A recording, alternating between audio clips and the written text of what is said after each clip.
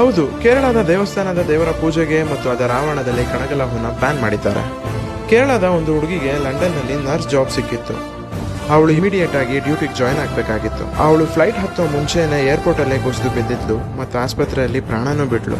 ಯಾಕೆ ಅಂತ ಪರೀಕ್ಷೆ ಮಾಡಿದಾಗ ಗೊತ್ತಾಯ್ತು, ಅವಳು ಯಾವುದೋ ವಿಷಕಾರಿ ಗಿಡನ ತಿಂದಿದ್ದಾಳೆ ಅಂತ. ಆಕೆ ಮೊಬೈಲಲ್ಲಿ ಮಾತಾಡ್ತಾ ಮನೆ ಮುಂದೆ ಇರೋ ಕಣಗ್ಲು ಗಿಡದ ಎಲೆನ ತಿಂದಿದ್ದಾಳೆ.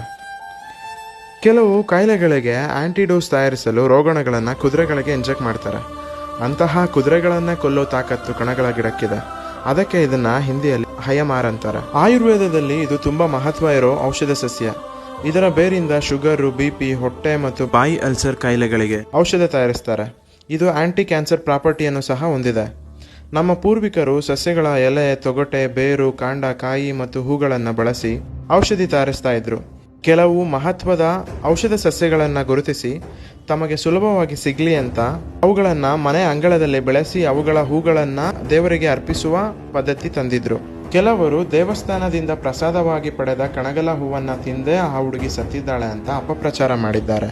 ಅದಕ್ಕೆ ಕೇರಳದ ದೇವಸ್ಥಾನಗಳ ಮಂಡಳಿ ಕಣಗಲ ಹೂವನ್ನು ಬ್ಯಾನ್ ಮಾಡಿದೆ.